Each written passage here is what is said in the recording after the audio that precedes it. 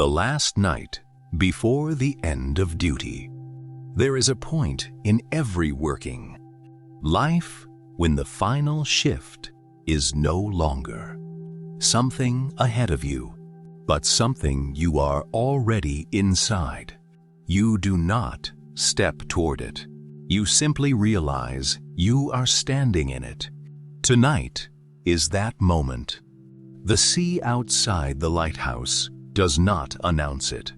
It does not change its rhythm or become quieter or more dramatic to mark the occasion. It continues as it always has, slow, vast, indifferent to endings. But you have known for some time. The letter confirming your retirement sits downstairs in your small living quarters, folded once and placed neatly inside a wooden drawer you have opened and closed thousands of times before. You did not need to read it again tonight. The words have already settled into you like salt into stone. A younger keeper will arrive with the morning tide. You will leave when the light is extinguished for the last time, and this night is yours alone. The lamp still burns above the sea. You stand in the lantern room at the top of the tower. The world here is always the same, and yet never the same twice. Glass panes curved against the wind, brass fittings worn smooth by years of touch. The slow, deliberate turning of the great lens that throws light across the water in wide, patient arcs, around and around and around. The mechanism is steady, familiar, almost comforting in the way. Breathing is comforting when you are not thinking about it. Below, the cliffs drop sharply into black water. Above, the sky is still dark enough to feel like it has no intention of ending. But you know better. Morning is coming. It always does. Even here, especially here. The rain begins softly against the glass. Not a storm, not a warning, just the coast exhaling through the final hours of night. Tiny droplets collect and slide downward, distorting the beam for a moment before it clears again. You do not adjust anything. There is no urgency in you tonight, only continuation, the weight of years without noise. It is strange how silence becomes a companion in a place like this. At first, it was something you noticed, something you filled with routine footsteps, checks, adjustments, tasks that gave shape to the emptiness. But over the years, silence changed. It stopped being empty. It became structured. You learned its patterns. The way wind sounds different when it shifts from east to north. The way the sea speaks louder in stormlight than in calm. The way a lighthouse at night has its own internal language gears. Flame, glass, wind, water. And now, standing here on your final night, you realize something unexpected. You understand it. Not just hear it, understand it. As if the silence itself has been training you for this moment of leaving it behind. The first hours of the final watch. The night is still deep. Ships, if there are any, are far out of sight now. The ones that needed guidance have already passed safely. You remember watching them earlier, small, moving shapes crossing through your light. Like brief thoughts passing through a mind, one by one, always one by one. and always gone without ever knowing the person who held the light steady for them. That was always the nature of the work. Invisible responsibility, unseen completion. The lamp continues its sweep across the water, indifferent to meaning. It does not know it is your last night. It does not change its behavior to honor the moment. It simply continues what it was built to do. Light, turn, and you find comfort in that? Because endings, you realize, rarely announce themselves in dramatic ways. They arrive as continuation until, suddenly, they do not continue anymore. Rain and memory. The rain strengthens slightly, still gentle, but more present now. It spreads across the lantern glass in thin threads of water, bending the light as it passes through. For a moment, the sea below becomes distorted, broken into shifting fragments of reflection and shadow. You watch it without correcting anything. And memory comes, uninvited but not unwelcome. You remember your first night here? Not clearly, not in detail, but in feeling, the uncertainty of every sound, the unfamiliar weight of responsibility. The way the lamp seemed impossibly bright then, as if it could push the entire world away, simply by existing. You were younger, quieter inside yourself, though you did not realize it then. And now, after all these years, you understand something simple. The light never changed. You did. The horizon that is not yet morning. You turn your attention outward again. The horizon is still dark, but it has begun to lose its absolute quality. Darkness is no longer total. It is layered now, softer in places, thinner in others. The sea reflects this change before the sky does.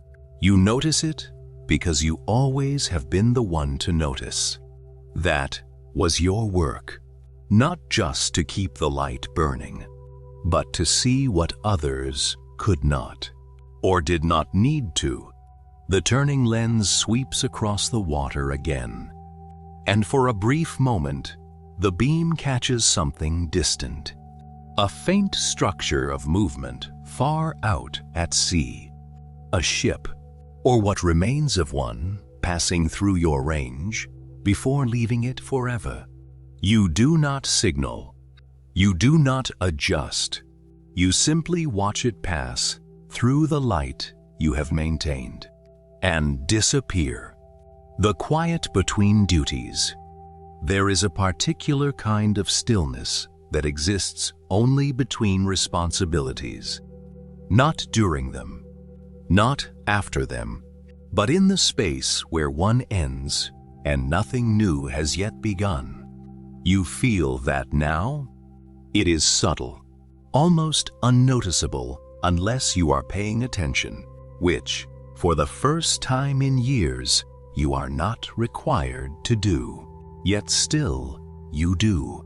Not out of duty, out of habit, out of something older than both.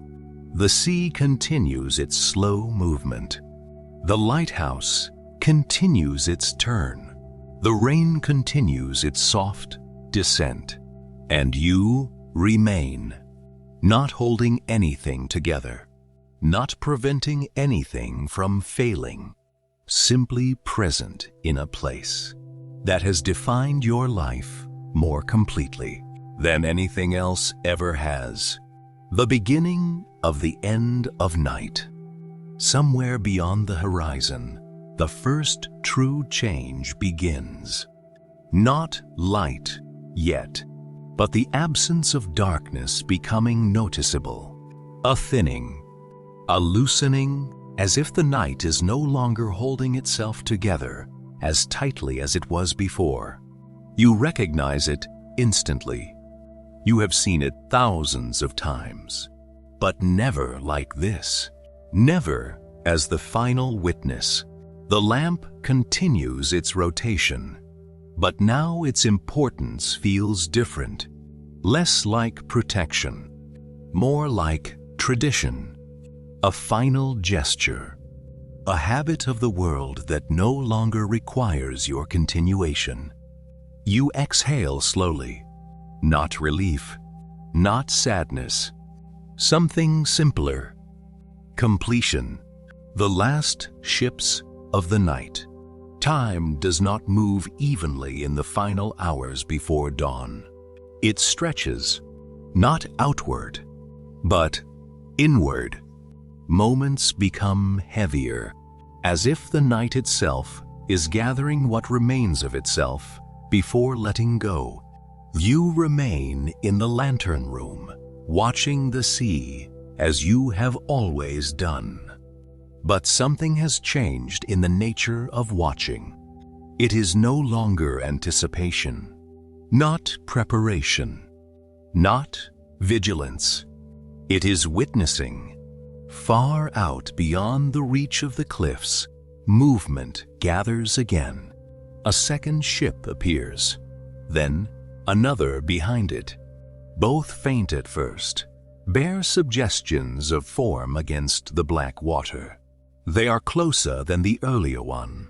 Or perhaps it is only that your awareness has become sharper in this final stretch of night. You know their path. You know where they will go without needing to measure it. The light reaches them in its steady rotation, around and around and around. Each vessel passes through the beam, as if stepping briefly into certainty, a moment where direction exists without doubt. Then they leave it again, returning to the vastness beyond your reach. You watch them carefully, not because they require attention, but because this is the last time you will ever do so. One by one, they move through your world of light and vanish into the thinning dark. And then there are none left. Only the sea remains. Only the turning lamp. Only the rain. Rain that knows no witness. The rain becomes steadier now, though still gentle. It gathers on the glass in thin streams that catch the rotating beam and fracture it in two, shifting lines of gold and pale white. The lighthouse has always known rain. Storms that struck hard enough to shake the tower. Winds that pressed against the glass as if trying to enter. Nights when the sea below disappeared entirely, replaced by a wall of moving darkness. But this rain is different. It does not challenge. It does not test. It accompanies. You stand still as droplets trace their slow paths downward. And for a moment, you are aware of your own breathing in a way you rarely are. Not controlled, not measured, just present. In and out, in and out. The lamp continues its rhythm beside you, a constant against the soft irregularity of water. The rituals without purpose.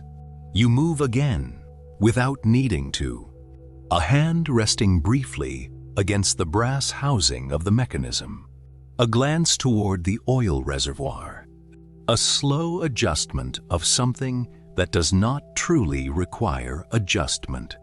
These actions no longer serve urgency. They serve memory. Each movement is something.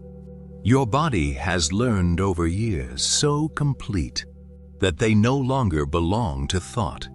They belong to instinct. And instinct does not retire. It simply continues until it no longer has reason to be called upon.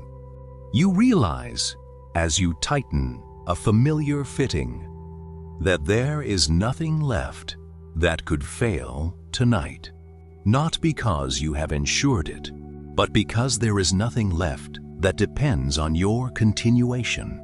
That thought settles quietly, not as loss, but as release. The sea changing its mind. Beyond the cliffs, the sea begins its slow transformation, not in color at first, but in depth. The blackness loosens. It becomes something layered, something capable of reflection again. The surface catches fragments of the sky that has not yet fully arrived. And for the first time tonight, the water feels less like void and more like space. You notice this shift, as you always do. But now there is no next step after noticing. No adjustment. No preparation. Only observation. The lighthouse beam sweeps across this changing surface, and for a moment, it feels as if the light itself is acknowledging the transition, not resisting it, accompanying it. The horizon that begins to break. The eastern edge of the world begins to soften. It is not light yet, but it is no longer purely dark. There is a thinning along the horizon, as if something is pressing gently from the other side, asking to be allowed in. You lean slightly against the stone frame of the window. You have stood here countless times at this hour, but never with this awareness, never knowing that you are not preparing for another day of work, but completing the last passage between night and morning you will ever perform. The lamp continues its steady sweep, but now each rotation feels less like guarding the world and more like releasing it. The memory of years in light. Without warning, memory returns again, not as a flood, but as fragments, a storm that forced you to climb the tower twice in one night, a winter where the sea froze in strange patterns along the rocks. A summer morning when a ship's bell echoed back from the cliffs long after it had passed. None of it arrives in order. None of it demands attention.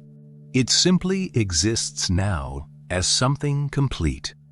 A life not remembered as burden, but as pattern. You realize that you have spent more nights here than anywhere else, and yet the lighthouse never became a prison. It became structure, shape, meaning, until now, when meaning itself is no longer required. The first true light. The horizon changes again. This time, unmistakably, a faint gray line appears where sea meets sky. So thin, it almost disappears when you look directly at it, and yet impossible to unsee once noticed. Morning is no longer approaching. It is arriving. The lamp inside the lantern room continues its rotation, but its purpose begins to feel symbolic rather than necessary. You stand very still, watching, not guiding, not maintaining, just witnessing the transition from responsibility to absence of it.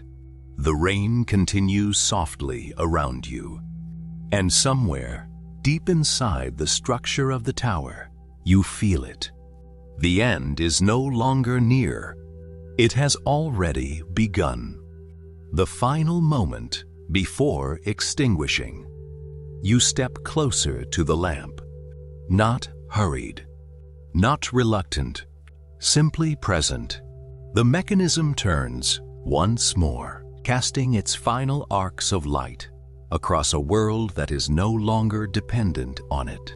You reach out, and for a moment, Your hand hovers near the control you have adjusted thousands of times before. But tonight, there is no correction to make, only completion. The light passes across the sea one last time and returns, extinguishing the light at sunrise. You wait for the exact moment without needing to be told what that moment is. It is not marked by clocks here. Not really. It is marked by change. And that change is now undeniable. The horizon has opened into a pale gray band that stretches wider with every passing minute. The sea is no longer black, but a shifting surface of muted steel and soft blue. The rain continues, but it no longer feels like night rain. It feels like the world letting go of darkness. The lantern still turns. Its light still reaches outward in steady arcs, but each sweep now meets a sky that is already answering back with its own faint illumination. You step closer. The heat of the lamp is familiar against your face. Warm, controlled, constant. You have tended this flame in every condition imaginable. Storms that rattled the glass. Nights when oil needed constant attention. Calm seas when nothing moved except the slow rotation of the lens. But tonight is not maintenance. Tonight is conclusion. Your hand rests on the mechanism. For a moment, you do nothing. You allow the light to complete one full final rotation. Across the sea, across the cliffs, across everything you have ever watched from this height. And when it returns to you, you begin to slow it. Not abruptly, not dramatically, as if even the light deserves dignity in its ending. The rotation weakens, then slows again. The sweeping beam shortens its reach across the water, growing softer as it passes through the rising morning haze. The lamp's glow diminishes, not failing, not flickering, simply releasing, until, at last, there is no more movement, no more circle, no more guiding light cutting through the dark. Only the quiet presence of the glass, the metal, the lens, and the first full breath of morning outside. The lighthouse is no longer performing its purpose. It is simply existing. And for the first time in your life, you are not its keeper. The silence after the work. The change is immediate, but not loud. Silence does not arrive. It expands. Without the rotation of the lamp, the room feels larger and emptier, as if the space itself has exhaled after holding its breath for decades. You remain still for a long moment, not because you are unsure of what comes next, but because there is nothing that requires you to move quickly ever again. You close the protective housing around the lamp, then secure it. Each motion is deliberate, but no longer functional in the same way.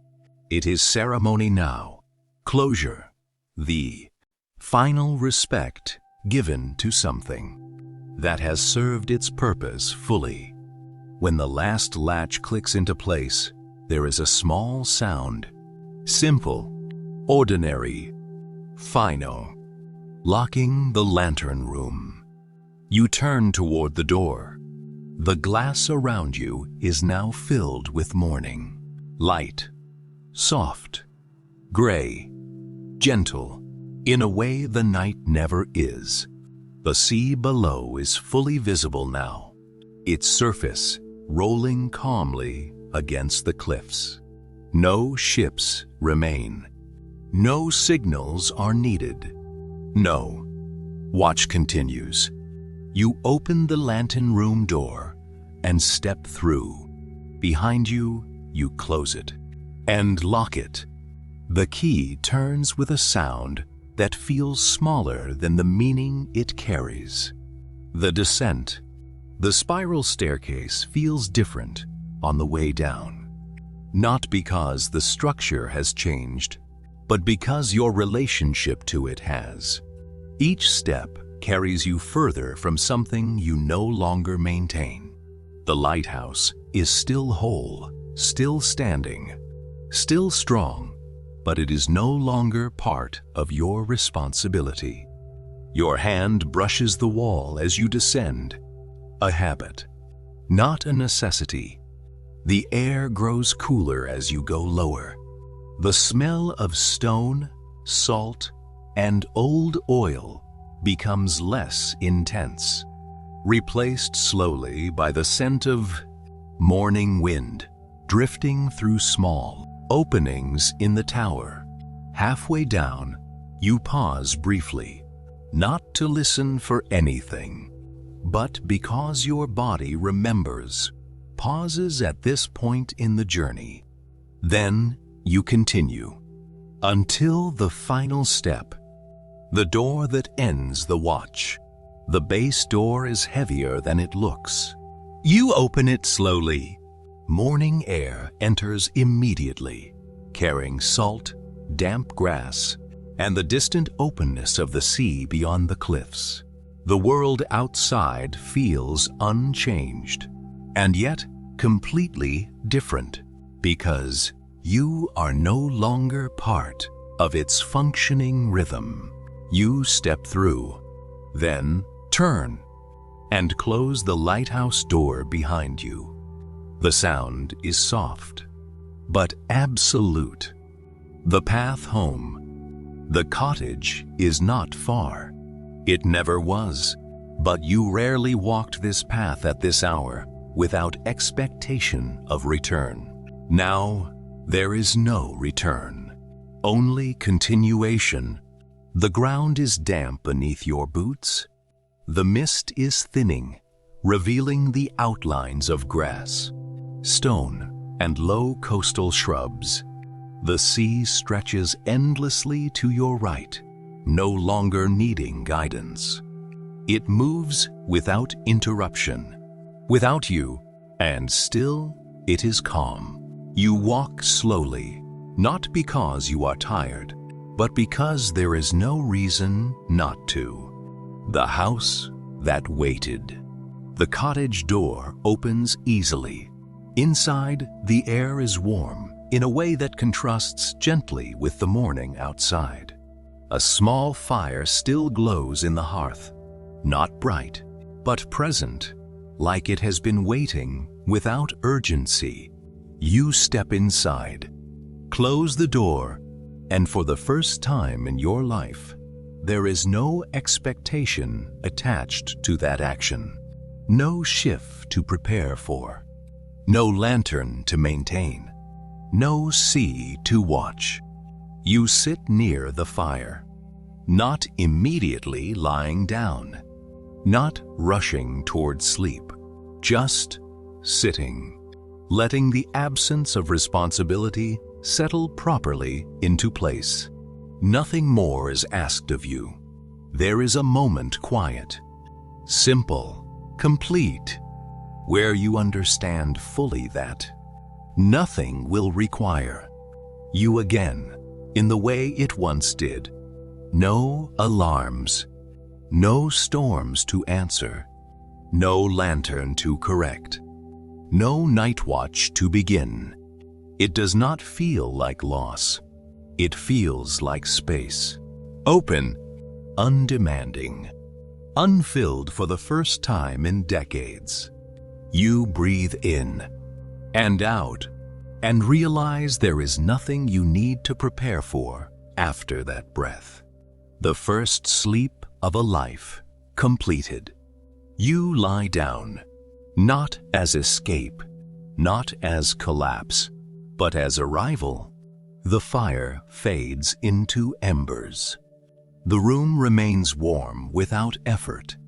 Outside, the sea continues its endless movement, but it is no longer yours to interpret or protect.